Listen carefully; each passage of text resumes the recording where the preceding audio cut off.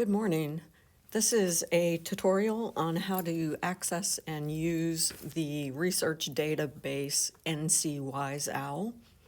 The first thing you'll want to do is open a tab and navigate to the Union Pines High School website.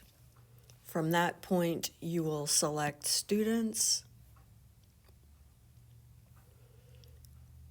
About 2/3 of the way down the menu that pops up, you'll see a link to Media Center. Click on Media Center. And the category you're looking for is Research and Assignment Help. Click on that. Once that page loads, you will navigate down to the final section, Helpful Links, where you'll find a link to the NCWiseOwl database. You'll click on that.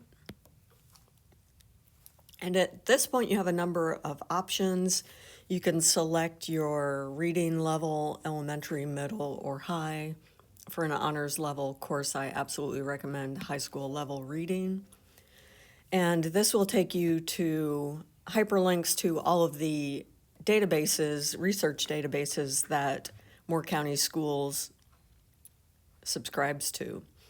Okay, the one I recommend for the start of your research is the one in the middle of the page, EBSCO Discovery Service. It happens to have a search box right there on the page where you can enter your term. And just for giggles, I'm going to use,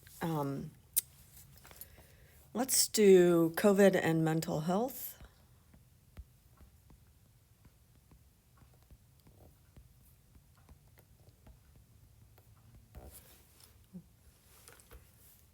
Hit search.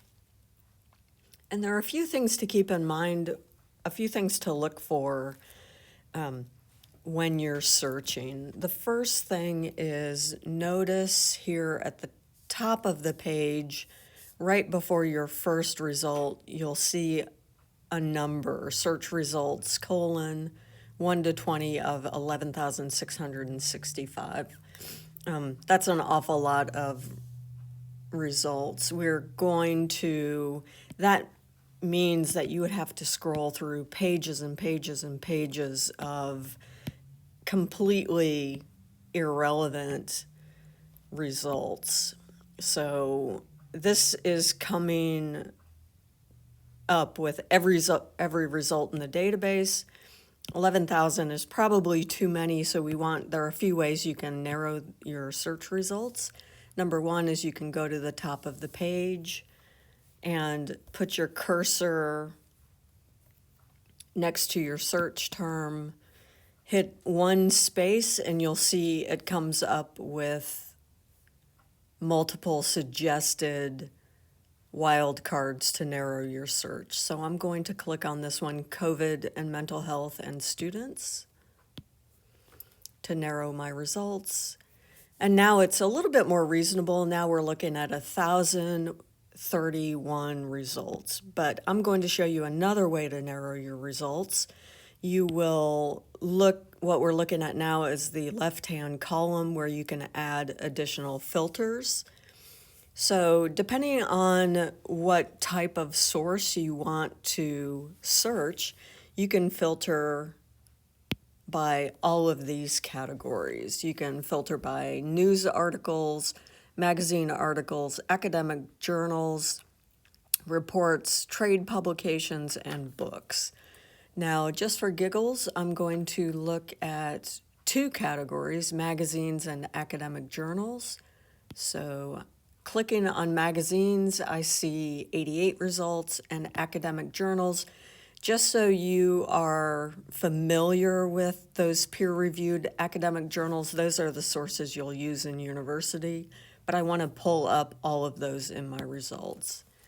I'll click Update, and it will narrow my results to 119. Now that's much more reasonable, but even so, you will see in the research process that it's a process of learning how to skim effectively and learning how to not waste your time on tangents, even though they may be interesting. Okay, so these first two aren't going to be much use to me.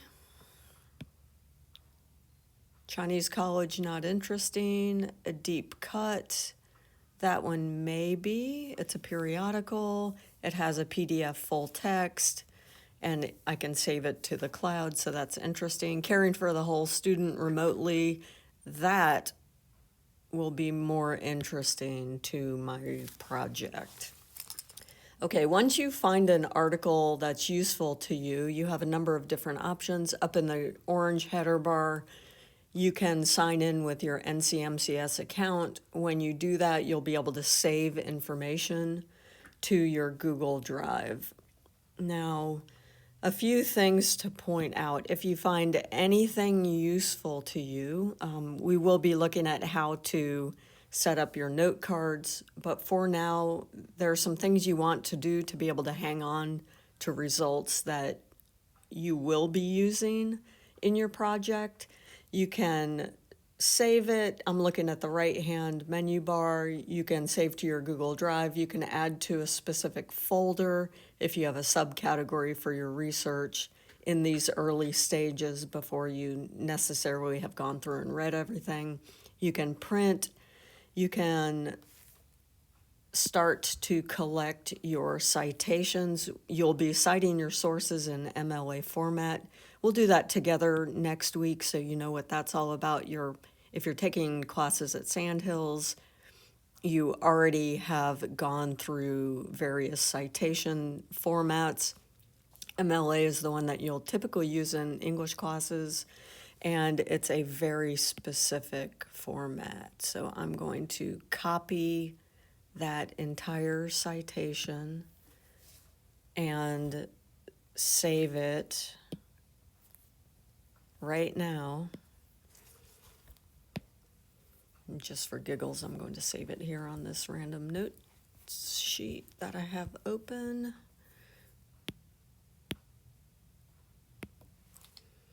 And that is my citation. Now we have to be careful with copying and pasting citations. This one did not save the correct format. So I'm just going to make a note here.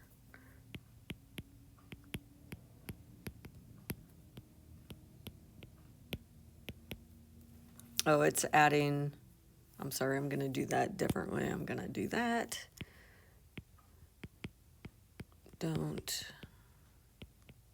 forget to format. If you paste into a Google document, if you're working in the cloud, then you can do Control-Shift-V to paste and save the formatting.